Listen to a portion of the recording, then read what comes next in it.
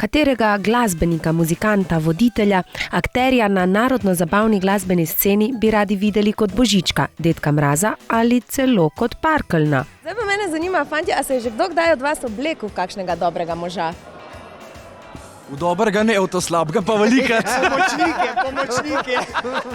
Ja, mnogi od njih so se v takšni vlogi že znašli. Bil sem Dedek Mraz, bil sem tudi Božiček, a ne? Našemu podokničarju je bil Božiček vedno bolj všeč, saj je malce bolj razposajen in vitalen. Dedek Mraz je mogel biti resen. Zato je vedno raje oblekel rdeče-bel plašč.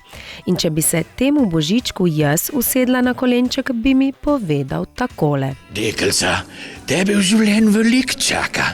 Samo, ko te eden v naročje vzame, tudi Božiček, moraš biti pridna pa ga poslušati, ker punčka, ki ne posluša, sama ostane.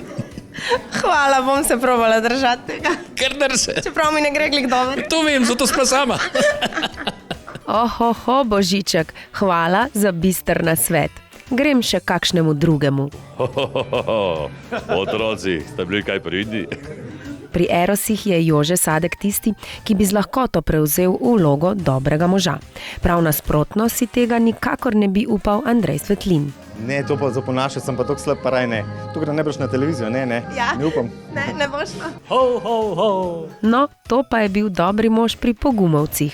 Zdaj pa ne vem, tu je bil kot en pes, ne? Po maj pa na Švedskem tudi psa, ki pa reče hova, hova. Ok, bodo gledalci presodili, kaj je bilo. Torej, presodite sami. Veliko raje kot v dobre može pa se nekateri prelevijo v Parkeljne, hudiče, kot pravi Boris Kopitar. Recimo. Pa to. Našim glasbenikom talentov ne zmanjka. Glasba, oponašanje Božička, smisel za humor in verjetno bi se našlo še kaj.